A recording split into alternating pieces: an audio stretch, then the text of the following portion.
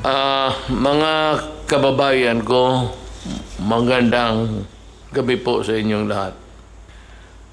Nandito po kami para ipaalam sa inyo yung mga palisiya na dapat nating sundin at direksyon natin kung saan tayo patungon.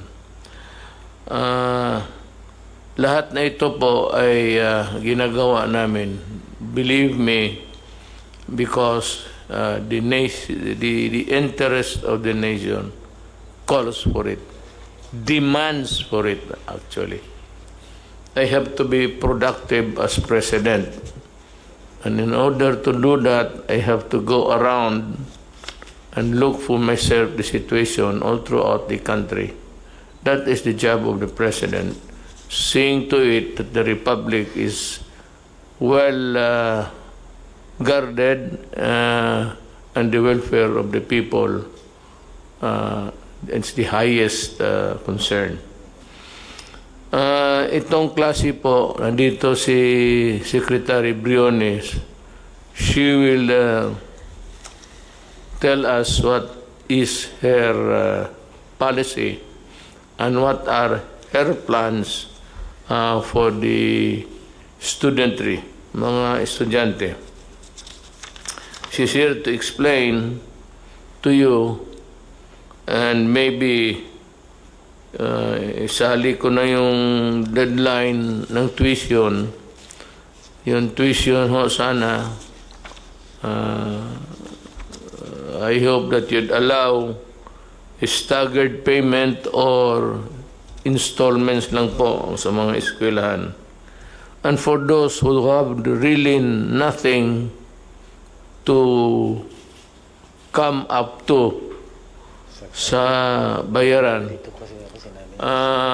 you have the land bank, and kindly listen to the rules, kasi itong land bank bubuksan namin and you can borrow money to finance the education of your children. Lahat ito, pupunta ito sa talagang negative, meaning to say that we are hard-pressed in our finances, but we have to place the premium of education, so that this would be another round of expenses, but land bank is there to help you. And dito po ako interesado. I want the development of this endeavor of the land bank to help.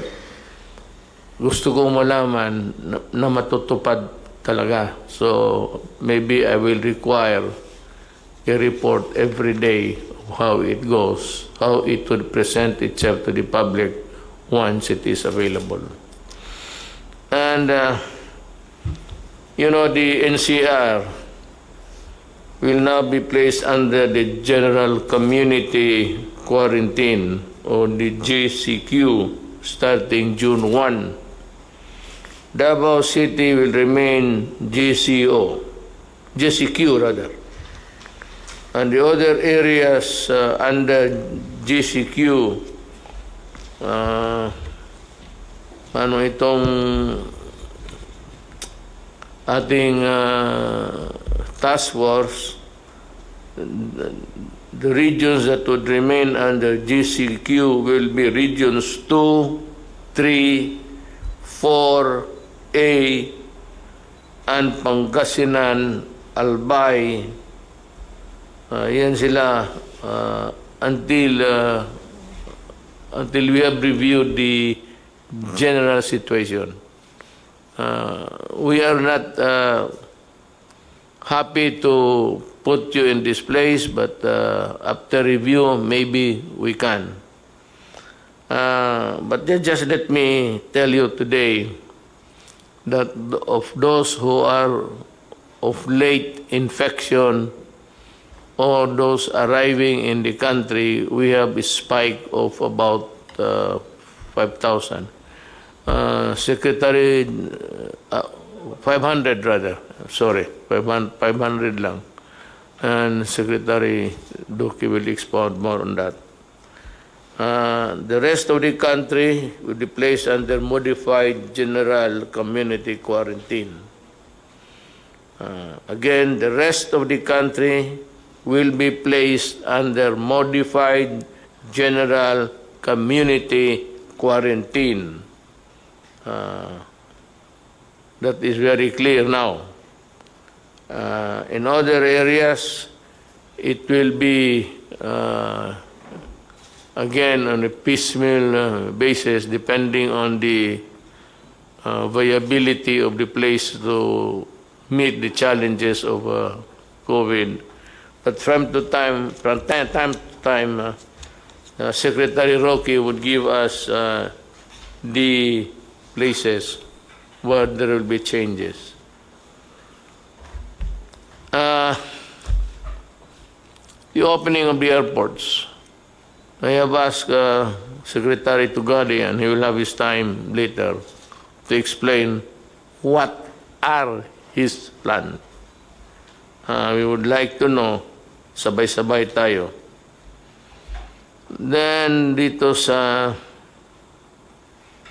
assistance ng OFW, we are coordinating with every government agency to help them.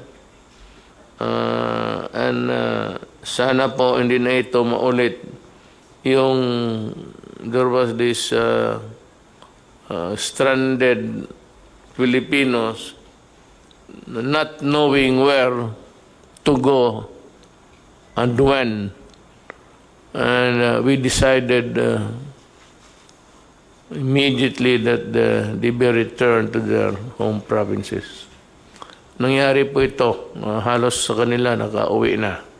But we are expecting the 300,000 something that Secretary Bellew has communicated to us. And that would be also a problem again. But this time, we should know what to do. It's a matter of calibrating every arrival and maybe sending immediately, if possible, the overseas workers coming in first. Unless, of course, they are detained because of they are sick of COVID. I mean sick, talagang kailangan ng ospital.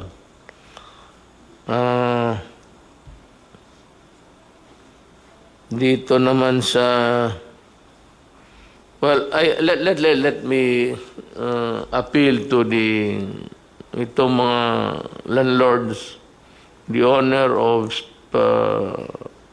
lahat na malls, bazaars, big stores, whatever, na merong mga anong tawag nito, yung franchise nila sa may mga different stores selling different anything. What you have is you own the big building to be rented out. Marami dito sa kanila po gusto ninyo na magbayad ng 50% even if they are not operating. Actually, I am at a loss really to explain to you how. But you know, when you collect from somebody who is not earning at all, it's practically flogging a dead horse. Kung patay na yung kabayo, basi gaano mo kahampas dyan, di na mabubuhay yan. And that is what's happening. If they are not earning, where will they get the 50% to pay? If not the 100% that you'd want to collect. So, it seems to me a problem, but I would like to appeal to the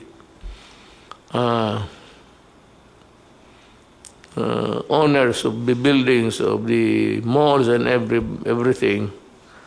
Ganito na lang, just pray everybody has a God.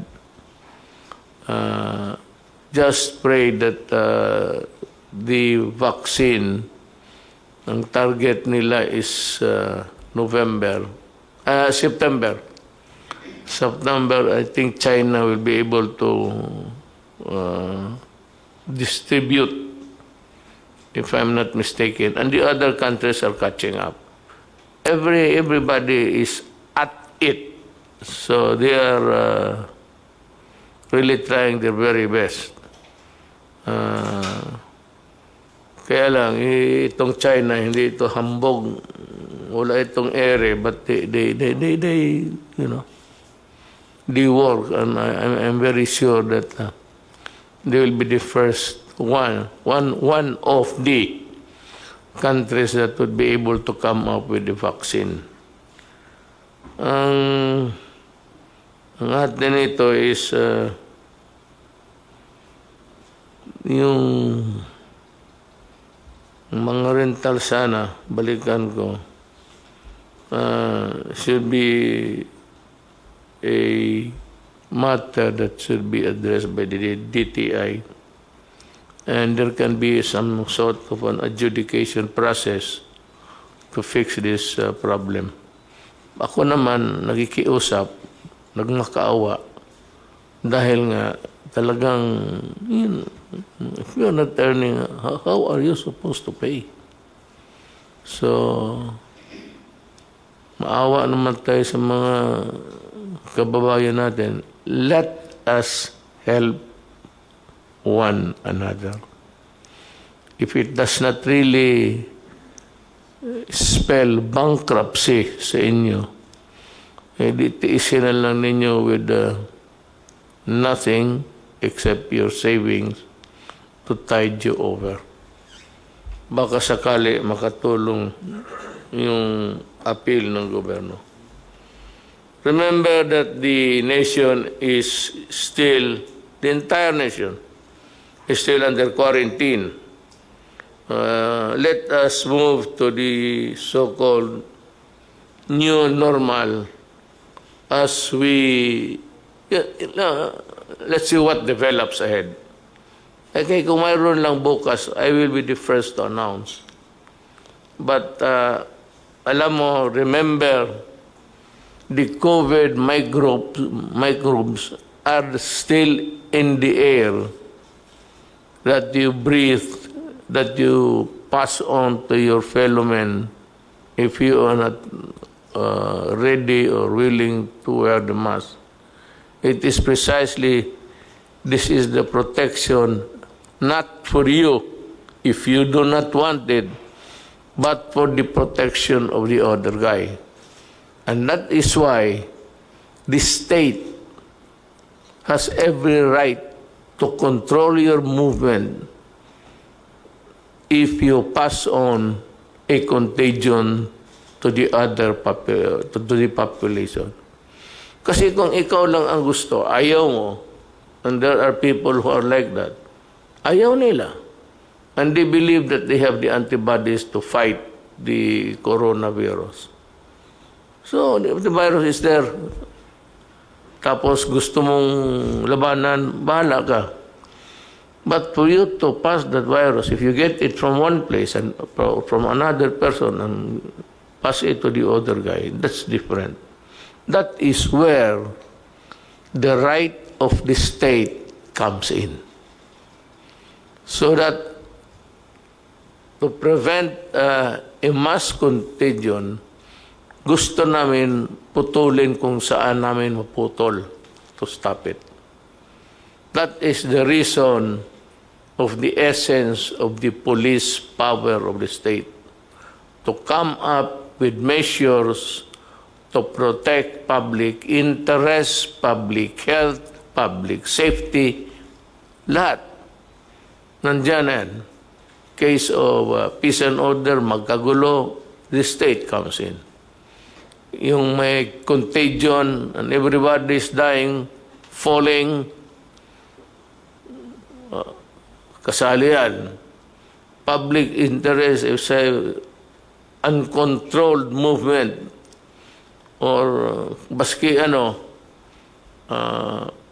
people trying to seize other people's property or things like just being into a state of anarchy.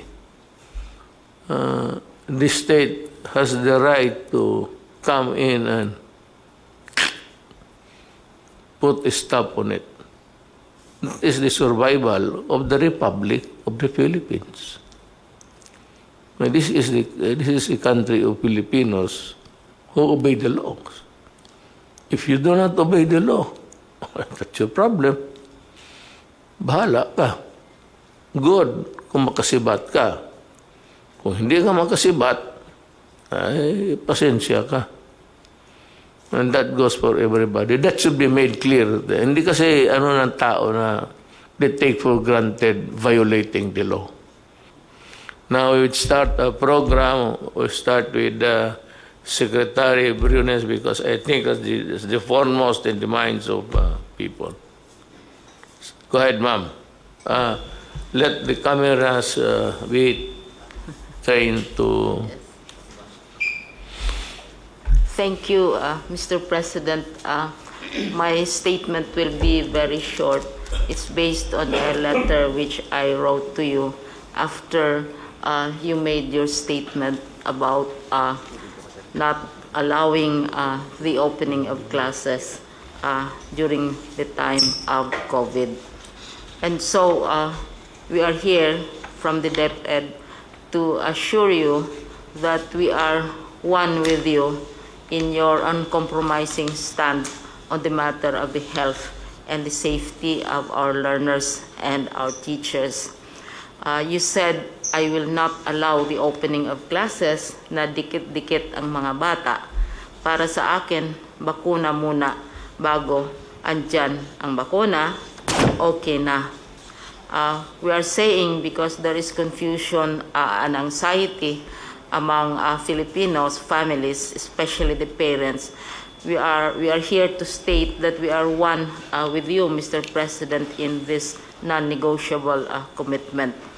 It is the first and the most important principle when we worked out our learning community plan with all the details. We stated this also. The first and foremost concern is the health and safety of our learners and our teachers.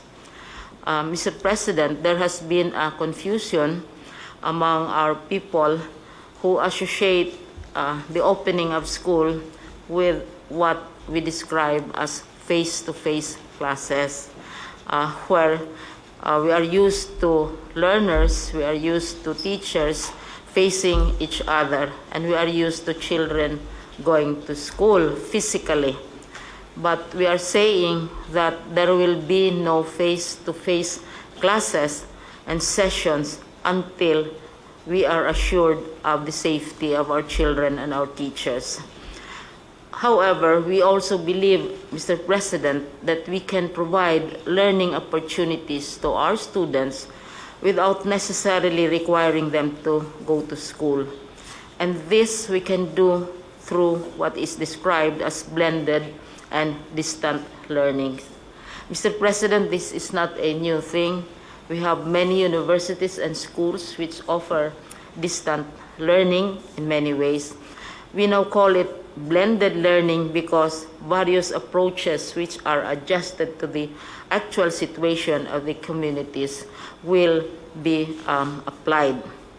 But these are all, Mr. President, consistent with your preference that we should not be physically sending our children to school until it is safe to do so. What is the so-called blending or learning modalities? Because right now, there is a bill which is filed in Congress on this. One, for those who don't have connections, who don't have interactive facilities, there will be what we describe as printed material which will be delivered to the homes of the students through the barangays, can be picked up also by their parents at designated places within coordinated schedules. We'll be working very closely with the barangays and the local governments. And the second approach is now very popular, Mr. President. This is the online learning platform, and we in DepEd, we have what we describe as DepEd Commons. Right now, we already have over 7 million subscribers, wherein lessons, homework, quizzes, tips to learners and to teachers are all in the DepEd Commons and are accessible even to the parents. So we have instances, Mr. President, of parents who are abroad and who are monitoring what is happening to their children. They also go to the DepEd Commons and check on how their children are doing. Now, in cases, Mr. President, where there is no connectivity and printed materials may not be available immediately, we have the classic long-time approaches which have always been used in education, and this would be television. Those homes which do not necessarily have connectivity and may have television. And the most and the best used approach, of course, is radio-based instruction.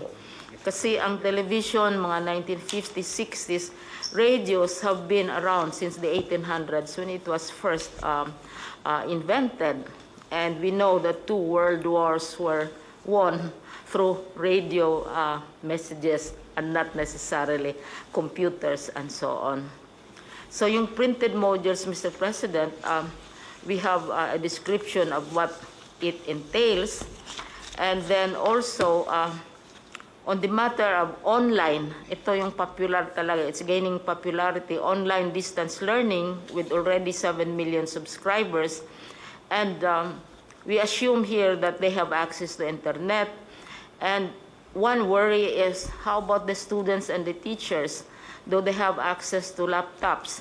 We made a survey, Mr. President, of teachers, more than about 788,000 of them, to find out whether they have laptops or desktops in their homes.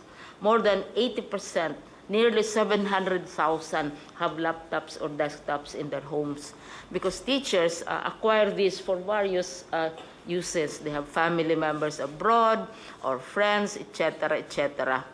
So this is a very, very popular mechanism for dispensing education. Now, for those who don't have access to interconnectivity, then we have television.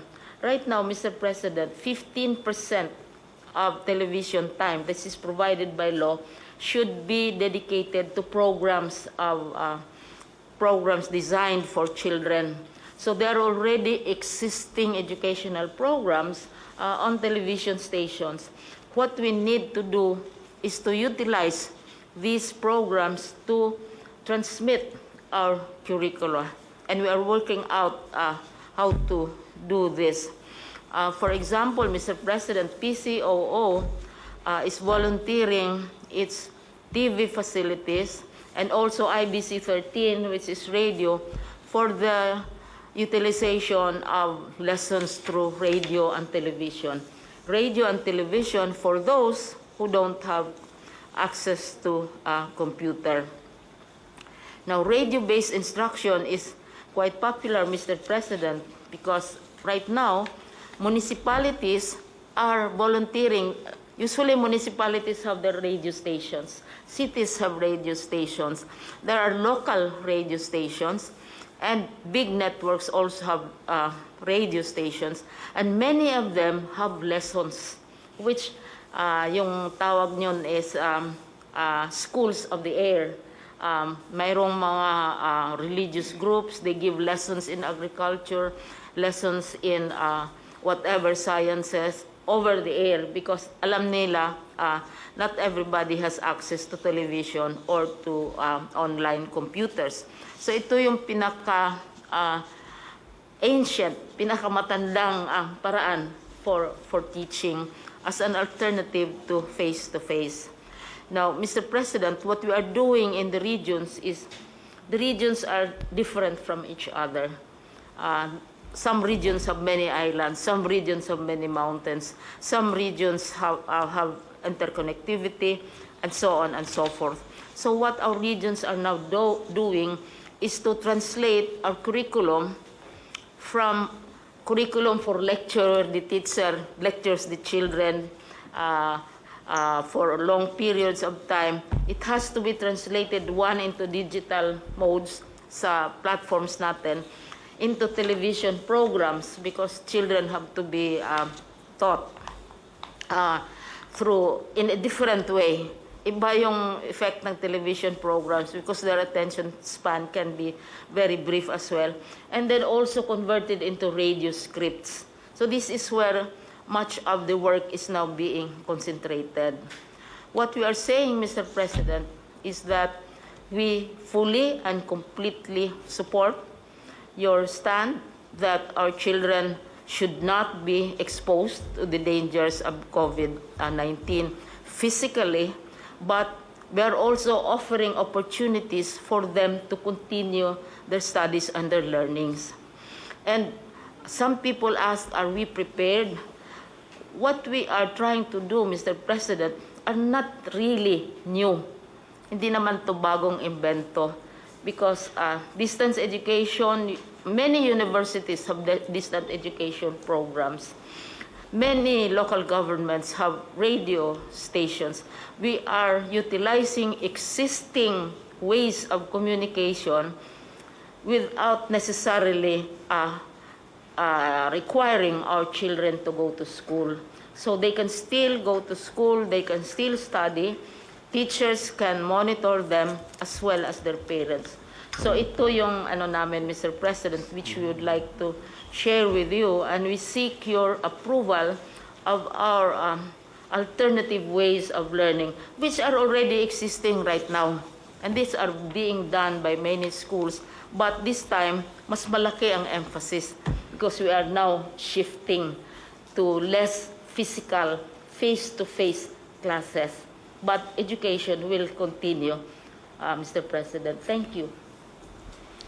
I'm impressed with the simplicity of the program, and I believe that all that you have said is really feasible. Radio, walang television, and all of these things. I believe we have a very workable program, and I support you. Thank you. And should you require any help from any of the departments, feel free to communicate with them. And with a question of funding, I will, so to speak, scrape the bottom of the barrel. Just to, well, kung wala na tayong pera, edukaran lang natin sa edukasyon sa mga bata.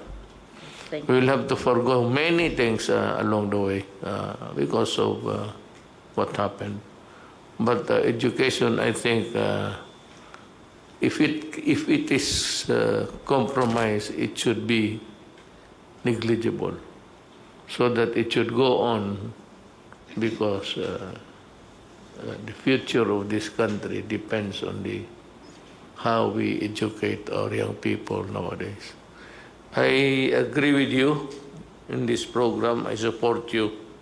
And if there's anything that we can do, the ALG and or whatever, we will Thank you very much, Mr. President. endeavor to help you. Thank you. So, with that, we are through with education.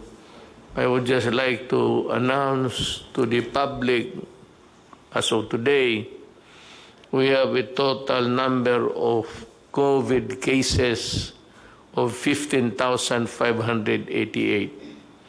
Now, the recoveries, 92 new ones, with a total of something like 3,598 to date. Ang patay po is 921. So you would see that Philippines has ratio and proportion vis-a-vis with the population. We have a low rate of mortality here in this country. The total active cases is 11,069. So, ang NCR is top-notcher, which is 330 or 61%. Then we have Region 7, 55, others 99, mga repatriate. Yung dati na dala dito, 55. All in all, para sa akin, hindi naman masama ito. So let's go to the Secretary of, he has some important matters to take up with the public. Secretary Duque, please. Magandang gabi po, Mr. President and fellow members of the Cabinet at sa lahat po ng ating mga kababayan. Gaya po ng sinabi ni Pangulo, ang ating pong kaso na nadagdag as of 4 o'clock p.m. Today, May 28, 539 at 330 galing po sa NCR, 55 naman galing sa Central Visayas at 99 mula sa ibang mga rehiyon at 55 na mga repatriates na ito po yung kasama sa mga lumalaking bilang ng ating po mga OFWs na isinasa ilalim po natin sa RT-PCR testing. At karamihan po sa atin mga kaso ay masasabi natin pong mga local. Ang total number of cases po natin ngayon ay 15,588 at kumpara po sa nakaraan araw ay ang trend ng bilang ng mga kaso ay tumaas, ngunit dahil po ito sa patuloy din na pagtaas ng bilang ng mga kasong atin pong nababalidate. Ngayon, ibig ko rin pong bigyan diin na ang DOH po, ang ating missions na mga iba't ibang mga laboratories, pero yung mga ibang mga laboratories ay late pa rin sa pagsumiti nila ng kanilang Excel sheets. Yung iba naman po ay patuloy ang manual validation process. At yung mga ibang ibig kong bigyan na pansin ang mga laboratorio na nag-automate na po ng kanilang mga sistema. So, mabilis po ang pagsumite ng kanila pong mga laboratory results. Tumaas man po ang ating kaso, pero sa pangkalahatan naman, ang mild cases po natin ay asa 90%. At 7.3% naman ang asymptomatic, yung wala pong nararamdaman na sakit, at less than 2% naman po ang severe to critical cases. At ibig ko rin pong bigyan din na sa kasalukuyan po ang ating health systems capacity ay sapat. In fact, we have around mga 60+% reserve capacity in terms of available mechanical ventilators, available intensive care units, and also our isolation beds. Ano po? So, meron pong tayong 92 na bilang ng ating mga kababayan na nadagdag sa mga nakarecover. Kaya sa kabuuan, ito po ay umabot na ng almost mga 3,600 recoveries. Kasama po sa mga nakaka-recover ay ang mga pasyenteng na-confine at mga pasyenteng may mga positive, mild and symptomatic cases na na-recover mula sa kanilang self-isolation at home quarantine.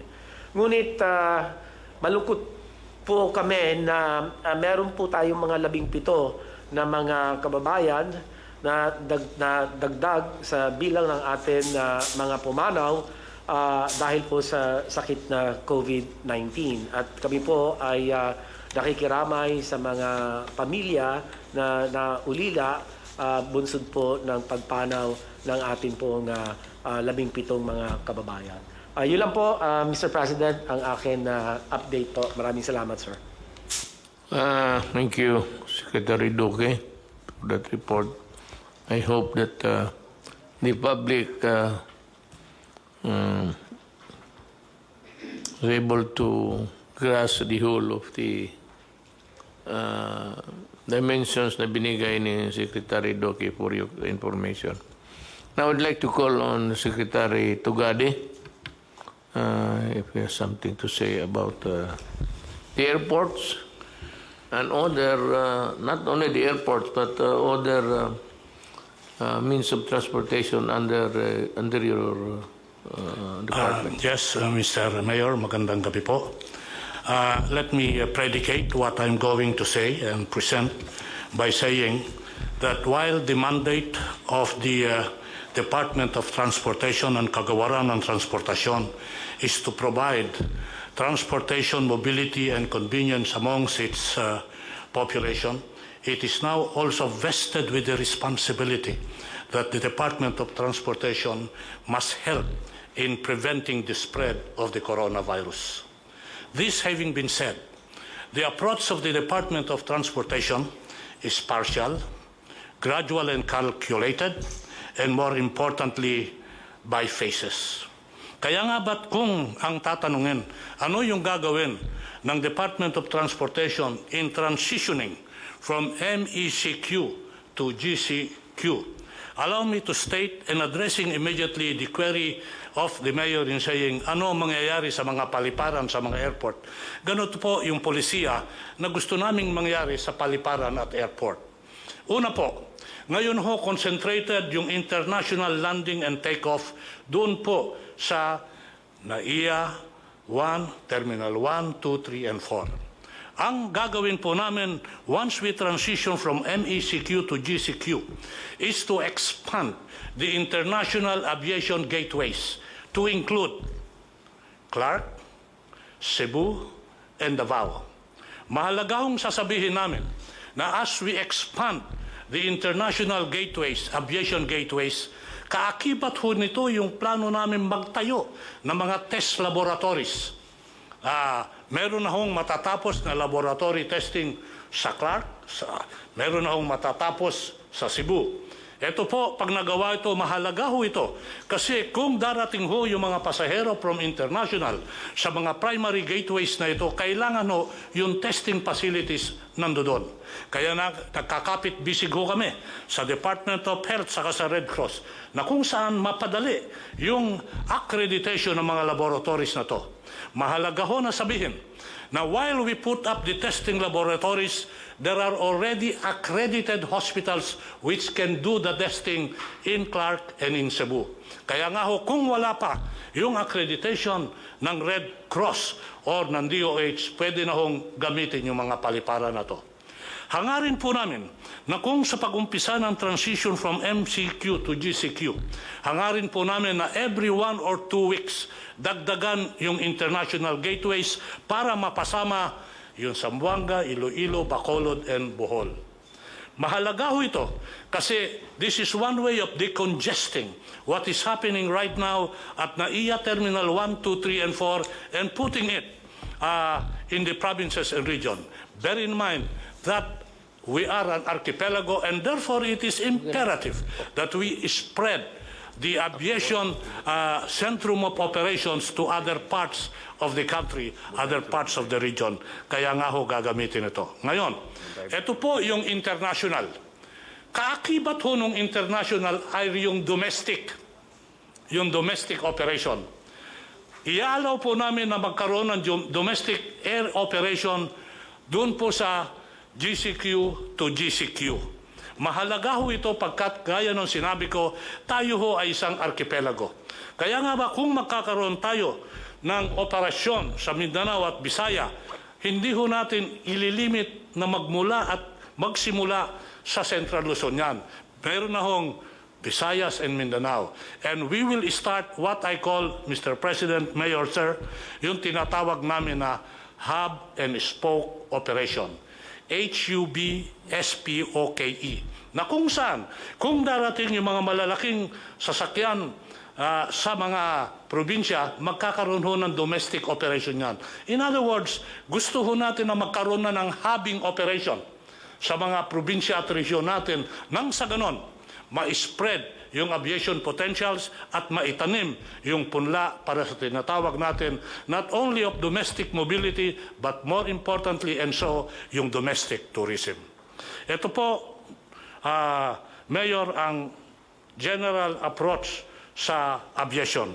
Kung papayagan po ako ng ating mahal na alkalde, presidente, magsabi lang ho ako ng ibang mga pamaraan at panuntunan na gagawin sa ibang transportation sector, kagaya ng tren, ng road, at ng maritime, kung papayagan po ng ating Pangulo.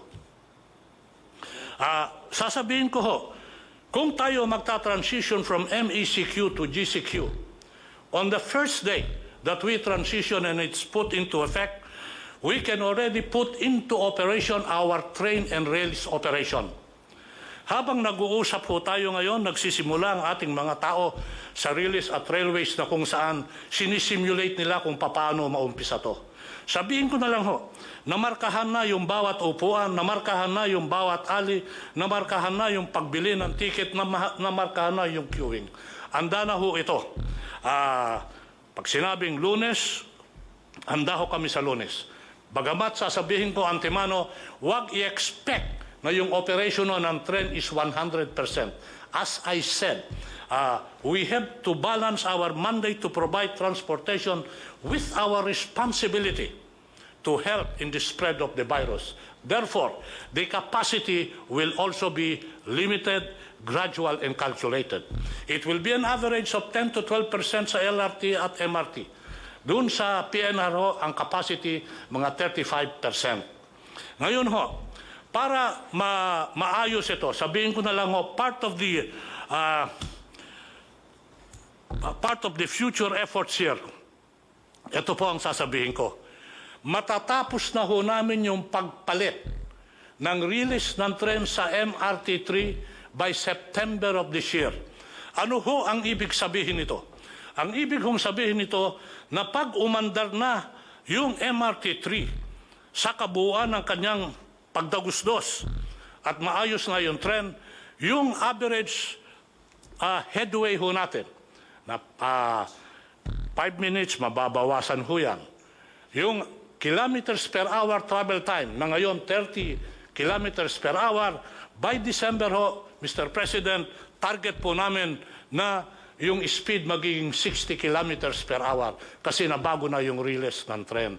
Mababalik po ito sa dati na kung saan sabi natin, eto na yung MRT3. Bakit importante yung release?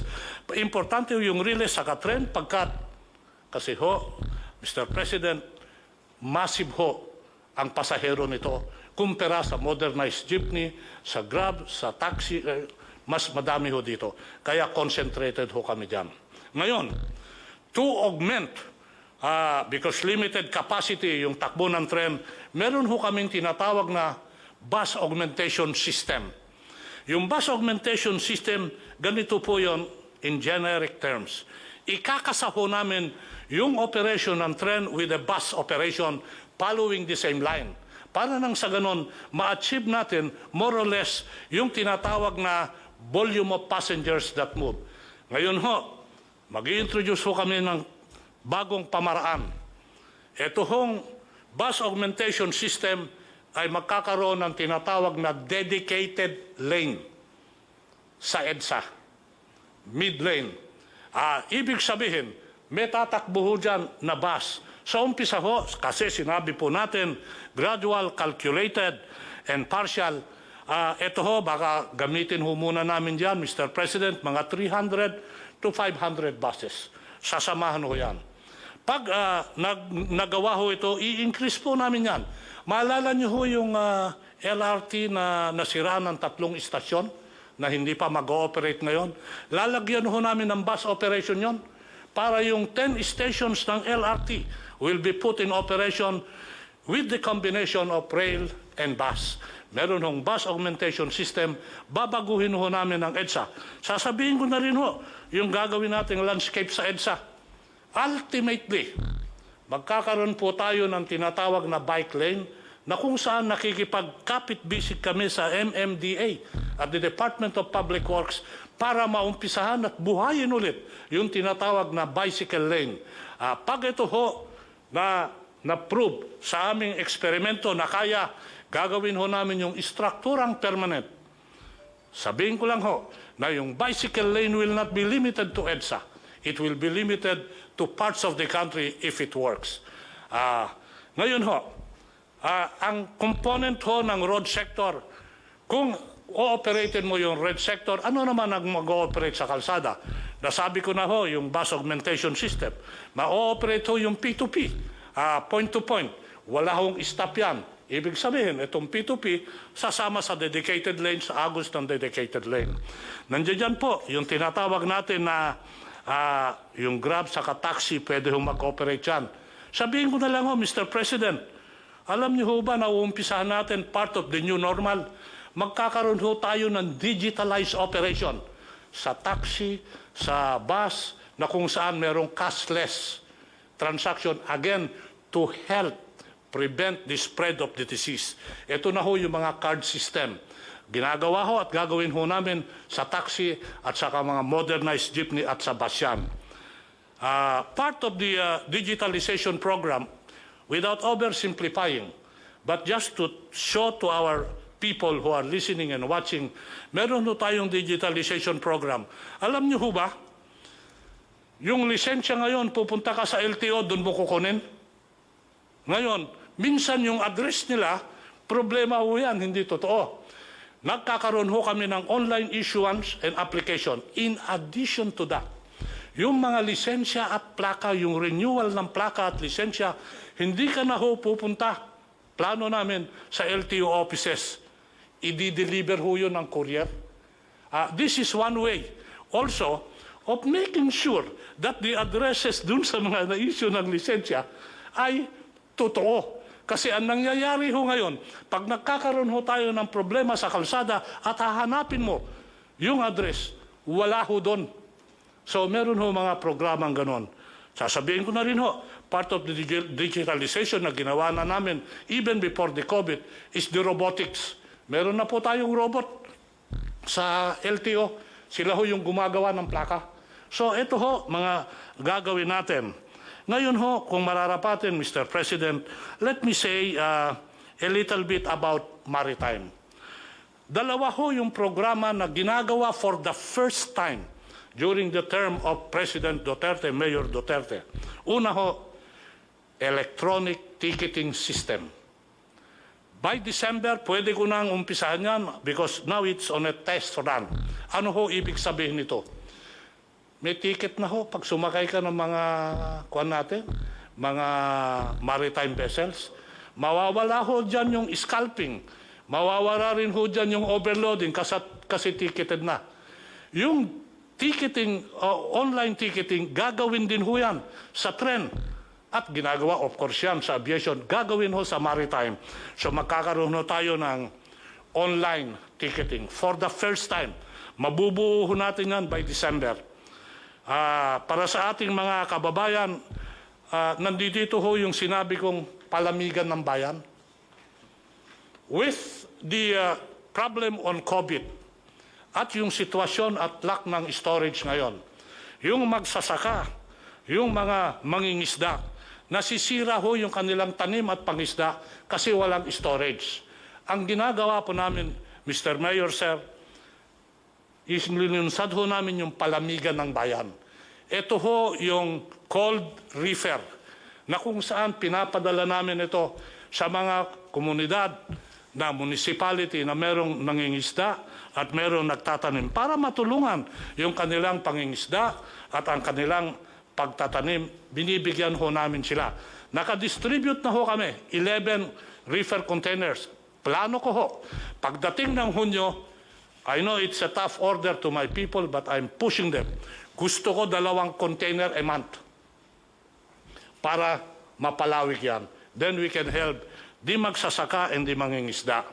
Sabihin ko na rin ho, Mr. President, sa maritime, nakatapos na ho kami at report namin sa IATF kahapon ito, na matapos na kami ng puerto at gusto nilang inauguratein pa. Sabi ko, wala nang inaugurate. Operatein mo na lang. Mahigit 10 na ho yan. Operatein mo na lang. Wala na tayong inauguration. I hate ceremonies. Basta operatein mo na lang. Kasama ho dyan yung pagtatapos ng puerto sa Pag-asa. Handa na hong mag-turnover yung provincial government of Palawan na i-turn over sa amin yon sa June 12. Sabi ko, kung maaari, aksipin ko na lang sa papel yan. Huwag na tayo mag-inaugurate. Umpisahan na lang natin. Maraming salamat po, Mayor. It was a very terrific presentation, Secretary Tugade. We would like to ask Secretary Galvez to make the report first. What's the latest on your front, sir? Sir, you have directed me to visit all the different regions as a compliance to your directive and see the real situations on the ground. I have already visited Zamboanga City, Davao City, Caraga region, Bohol, Cebu City region, the Laguna region to build the quarantine facility there. Also, I visited Baguio City, sir, to see the good things that Mayor Magalong is doing. I also visited Region 12, and also I visited the malls so that we could see if they are really following the protocols. Sir, they're very thankful to you, sir, and also to Senator Bongo, because we have given them more or less 200,000 rapid test kits. And also, we put up the machine laboratory. When we went to Zamboanga City, sir, we left more or less 1,100 kits. And now they have 2 laboratories already. And also in Davao, we have already procured, with the help of the different companies, San Miguel Corporation and also Ayala Corporation, they're trying to automate the Southern Philippines Medical Center. And it can increase the capacity of the Southern Philippines Medical Center into more or less 2,000 tests per day. And the machinist will be flown from Zamboanga City to Davao City, maybe this coming Saturday, sir, to fix the machines. And then also the Caraga region, they're very thankful because also we provided them 2,500 test kits for every province. And also Bohol, we saw that Bohol will be one of our candidate for the new normal because they're still COVID-free. And considering that most of their businesses came from tourism, we are planning that we will have a preparations for local tourism this coming June and July, and then they may be opening up. If the situations improve, sir, they will open up tourism again in Bohol, and they're very thankful that we have given them hope that Bohol will be our model for the new normal. And also in Baguio City, sir, we visited Baguio City, and the Baguio City, sir, is very sprawling right now. They have opened up all the business except for mass transportation and also hotel and restaurants. But I talked to General Magalong last night, and if the IATF will approve that they will be at MGCQ, they will open up some of its restaurants for dining, and also they will open up local tourism in Baguio City. And then during my visit on the malls, we saw that the people is really very mindful of the pronouncement of the president. As of this moment, when we saw the malls, we thought that there are many people there, but more or less 10 to 20% of the mall capacity is parang takot pa rin ng tao, sir, na magpunta ng malls. So majority, nakita namin, sir, mga 20 to 30 opening pa lang, sir, ng mga malls. Ang marami lang matao is yung sa supermarket, but those who open, nakikita namin, sir, medyo merong pa rin natawag nating precautions. But I believe when I talk to the administrator of the malls, they are very, very happy that the president, the government has given them the hope that there will be an opening. And considering that NCR will be GCQ, they're very happy. Sir, I also visited Cebu City. We met with Secretary Dino, and they are doing good. Though the figures that we saw is medyo tumataas po yung kanilang kanilang cases. But we saw that it is in Cebu that they conducted expanded testing. They conducted 32,000 testing and with the rapid test, and also more or less 16 to 20,000 PCR tests.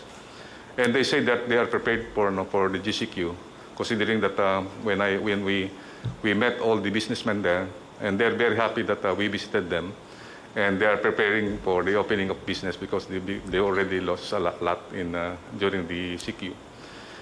Mr. President, for all those LGUs and businessmen that we have visited, they are very, very thankful that the government is giving them the support, especially when we go there. We brought PPEs, protective personal equipment for the health workers, and also we provided test kits, including rapid test kits, and also we brought all along with us with the PCR equipment. That's all, Mr. President, and I would like to convey the gratitude of our local government officials and businessmen for the visit. And also the gratitude of the nation for your untiring services, General Galvez. Dito sa Pilipinas, hindi tayo nagulang ng for example, Benji sa Baguio. He's a very good administrator, being a military man. He has that, I said, how to craft a government that is really fit for in your jurisdiction. Maraming mga leaders na ganon, but meron namang iba, and I don't blame them actually. They say that I do not have any quarrel with Richard Gomez, as he was the one who said that he's not going to accept anybody from entering or for that matter leaving the place. Okay mo lang yan, it's a part of maybe the vigilance that a person nurtures in his heart of how to do it. But, you know, there are also constitutional issues that are involved, and those are sacred ones. And for those who are not really pronounced to be infected, positive, there's no reason why you should not accept them, especially those who are returning to their homes from doing a work abroad. Kawawa naman kasi. So, yung constitutional right, there's no really a reason why you should not accept them with open arms. I think this has been understood by everybody. And unless, well, for one, if you are positive, you can stay with the place where government has to provide for the hospitalization. I want to make it clear that as much as possible, the ordinary citizen, the Filipino, does not have to spend money. If he is sick, he can seek hospitalization and charge everything to government. Wala tayo na. If he happens to be in that place and he cannot move out, and maybe he's not welcome to the place, he can stay where he finds himself, and this I would like to convey to the mayor.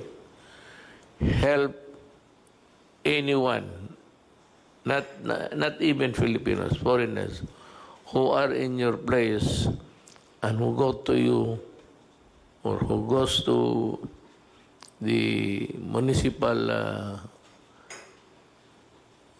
building, the seat of governance of your municipality to seek help. You should expedite the hospitalization. Tulungan ninyo yung mga Pilipino. Total, I will pay for the expenses. Walang problema yan. You just sign whatever document there, I will pay for the hospitalization of any Filipino who finds himself in a strange place and he has nowhere to go. That is really an order of the national government to the local governments. Help, do not deny, and you must expedite the hospitalization until he is cured. No problem about payment, I will pay. Just bill me, and I will pay. Now, we'd like to hear sa ating next speaker, I'd like to ask General Anyo to... Maraming salamat po, Mr. President. First of all, kung merong isang positive po na nadala ang COVID crisis na to ay sa larangan ng peace and order. Mula po nung panahon bago mag-lockdown, mula January 5 hanggang March 16, 11,004 criminal cases po ang lumitaw or crimes. Pero mula po nung nag-lockdown tayo from March 17 to May 27, bumaba po yung ating crimes ng 4,479. 60% po ang naibaba sa tinatawag nating mga crimes, sa 8 focus crimes. So ito po ay magandang development sa larangan ng peace and order. Pati rin po sa Bureau of Fire Protection, ang ulat nila, kung ikukumpara po yung period mula January hanggang May, sa period po ngayong 2020, from 11,236 fire incidents, bumaba po ng 10,698, 5% po. At sa mga namatay sa sunog, from 283 to 162, 43% down din po ang ating mga casualties mula sa fire. At sa ating mga violators naman po ng quarantine, 184,000 po, 467 ang nakaroon ng mga violations at 54% po ay naaresto. Ang iba naman dito, katulad ng 9% ay binigyan lang ng warning at ang 37% naman ay pinagmulta. Tuloy-tuloy rin po ang pagbamatay natin sa lahat ng peace and order. Sa atin po namang repatriation ng OFWs, ang lahat po ng ating LGUs ay tumatanggap na po ng mga OFWs katulad po ng inyong instruction. Kung noong una po ay merong alanganin sapagkat hindi sila sigurado kung ito ay pwede pang makapanghawa, so nagkaroon po kami ng kasunduan sa lahat ng LGUs, mayors at governors na lahat po ito ay tatanggapin at pwede na lang sila mag-impose ng additional home quarantine. At kung talagang ang bahay ay masikip, pwede po sa isolation facilities sa mga barangays para abot tanaw na rin yung ating mga OFWs ng kanilang mga pamilya. So sa inyo pong kautusan ay matatapos po natin hanggang Sabado na maiuwi lahat. Ang natitira na lamang po ay 11,889 pero ang karamihan po ito ay nakabook na yung kanilang mga biyahe hanggang Sabado. At ang naiwan na lang ay 6,468 na kaya po nating matapos ito hanggang weekend. Sa ating pong pagbabago mula MEGCQ papuntang GCQ areas at iba naman pong LGUs ay magiging MGCQ, handang-handa na rin po yung ating mga LGUs sa pagpapatupad kasama yung ating mga kapulisan. Magkakaroon din po kami ng mga pagbabago katulad ng modified checkpoints ang ating patutupad. Meron po tayong mga mobile at spot checkpoints at ito ay nandito sa mga strategic location para hindi magkabuhol-buhol ang trapiko. At magiging mahigpit pa rin tayo sa mga provincial borders. Within the province po ay hindi na kailangan yung ini-issue ng mga barangay quarantine pass. Travel pass na lang po para sa pagdaan niya from one province to another o kaya ay from one region to another, ay makikita po natin na may kabuluhan talaga ang nagbibiyahe at hindi sa nagbibiyahe lang para sa leisure lang. Patuloy din po yung pag-inspection natin kasama ang DTI at DOLE sa iba't ibang mga business establishment, para masigurado na ipinatutupad yung ating tinatawag na minimum health standards, lalong-lalo na po yung pagsusuot ng face mask, yung physical distancing, at yung pagsunod po na may limit ang kapasidad sa pagtanggap ng mga customer sa loob ng mga shop at mga mall. Sa atin naman pong SAP distribution, nakahanda na rin po tayo sa second tranche at iniintay lang po natin ang pagbaba ng mga pondo galing sa DSWD sapagkat ang gagamitin nila ngayon ay automated payment. Base po sa mga SAC form na na-submit noong unang first tranche, mas mabilis po ito sapagkat mga pag-automated payment na iwasan na rin yung pagkukumpul-kumpulan at doon sa lugar na malalayo naman po ay manual pa rin pero katulong na po ang Armed Forces at saka Philippine National Police. Yung 5 milyong additional po ay kinukumpleto natin yung mga pangalan. Sa ngayon po ay nasa 3,818,608 names na po yung nakukuha natin at ito yung mga priority na makatanggap sa second tranche. So handang-handa po ang ating LGUs at ang ating mga kapulisan para sa pagpapatupad ng bagong inyong idineklara na mga classification. Bilang tulong din po sa ating DOTR, yung binanggit po ni Secretary Tugade, na gusto natin na ang bicycle po ang maging isang pangunahing pamamaraan ng transportasyon. Kaya nagpababa rin po ako ng memo sa ating mga LGUs na yung lahat ng mga major thoroughfares ay magdugtong-duktong, magkaroon ng bicycle lanes para ito po ay ating ikampanya na gamitin ng ating mga kababayan bilang pangunahing transportasyon, lalo na kung malalapit lang naman yung mga opisinang pinapasokan at mga lugar na pinupuntahan. Yan lang po, Mr. President. At ready na po kami para sa pagpapatupad ng bagong mga deklarasyon ninyo sa classification ng iba't ibang lugar sa Pilipinas. Thank you po. Yes, thank you, General Anyo. Alam niyo, if you heard him correctly, I was talking about enforcement and the role of the police. I repeat, there is no martial law in the Philippines. Far from it. We are exercising the power of the state to protect public health. That is all there is to it.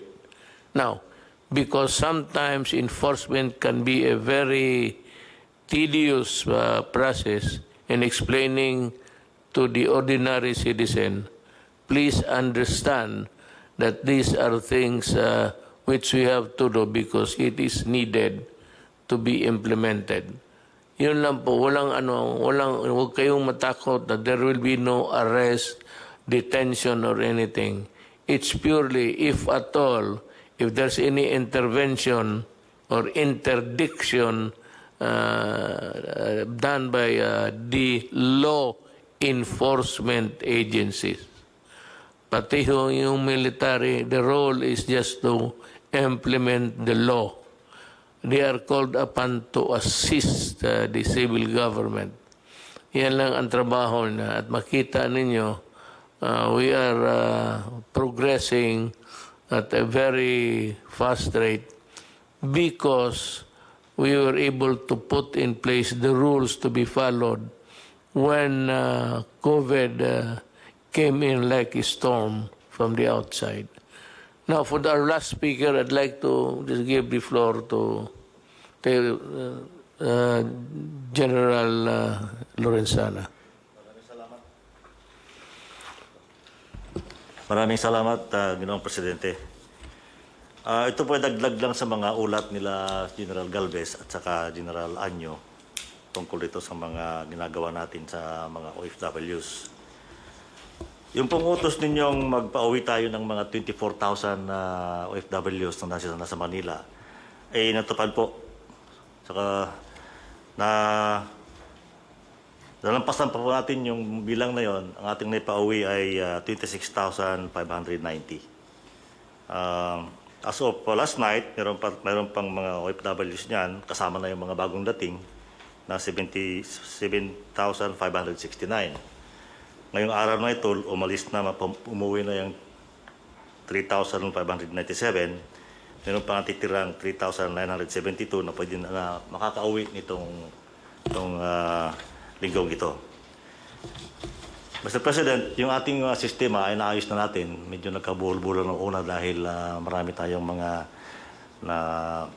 salubong na problema. Pero naayos na po natin ito dahil pinag-isa-isa natin. Kipag-unayan kami sa DOTR, sa DILG, at saka sa DOLE. Dahil lahat po ng mga ahensya na yan ay may pakialam sa OFWs. Mula ngayon hanggang katapusan ng Hunyo, sabi ni Secretary Bello ay may darating na 40,000 na OFWs. We can assure you that okay na yan, maayos na natin yan.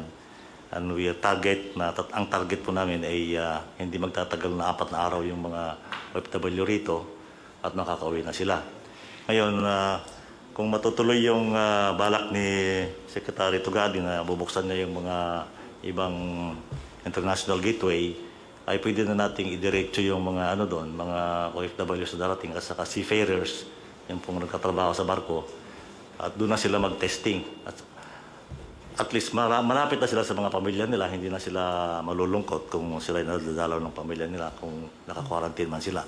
Pero ang ang balak po rito ay pag dumating po yung OFW, i-testing sa PCR at mag-quarantine sila ng 3 araw. Paglabas po ng resulta ng test, kung sila ay negative, iuwi na po. Yun lang positive ang maiiwan. Kung gano'n pong gagawin natin ay mapapadali po yung trabaho ng lahat at mapapadali rin yung pag-uwi ng mga OFW sa kanilang mga bahay. Yun lang po, Mr. Presidente. Salamat, General Lonsana. Alam mo, as you see, if you listen very carefully sa mga pinag-usapan naman dito, it's all geared towards a governance to take care of the citizens' republic. Lahat ho namin ginagawa. At wag ho kayong maniwala. Ako na yung nagsasabi sa inyo.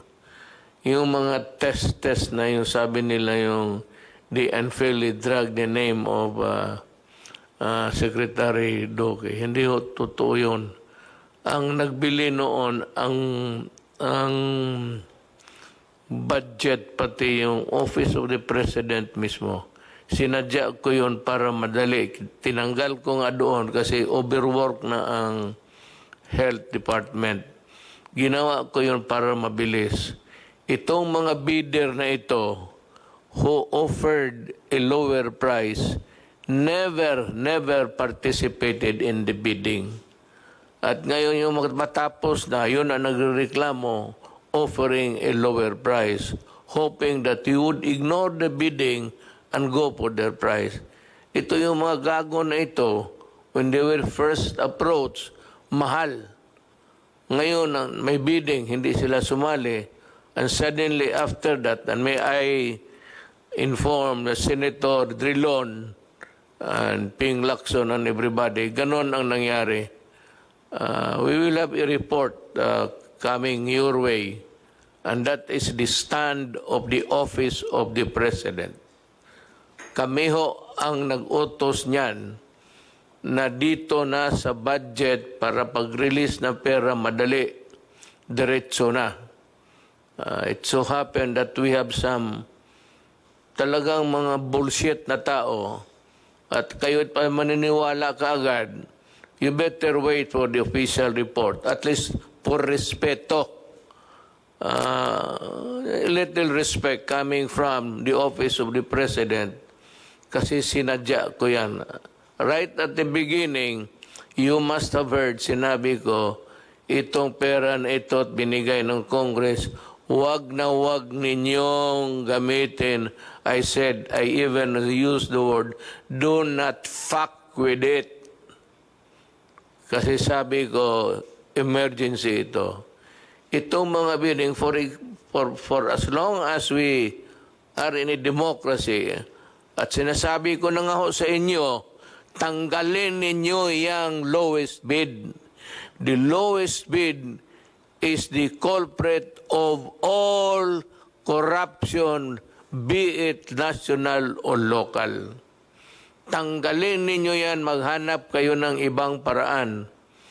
Kasi yung bidding na yan, people go around just to make money without really the things that they want to participate in a bid which is non-existent insofar as they are concerned. They are using yung mga cornering of contracts tapos go into a bidding. And we can explain that carefully. Ito si Senator Drilon, sabi niya, I want where the money went. Well, you will have the explanation. And better believe it because yun ang totoo. Hindi naman kami nabubula. I said, we do not, Nabi ko do not fuck with the people's money. With more reason that we will not fuck with the money that are given. Thank you.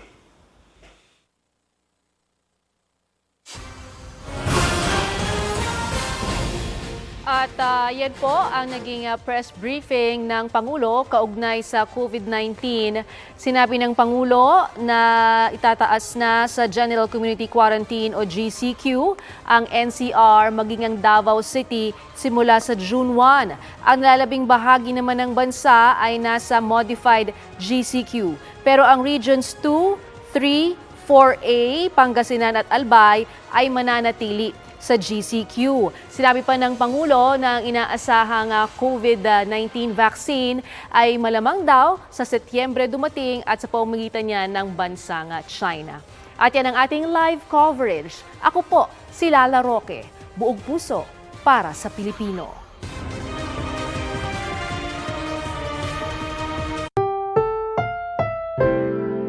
Ang programang ito ay rated SPG. Striktong patnubay at gabay ng magulang ang kailangan. Maaaring may masiselang tema, lengguwahe, karahasan, sexual, horror o droga na hindi angkop sa mga bata.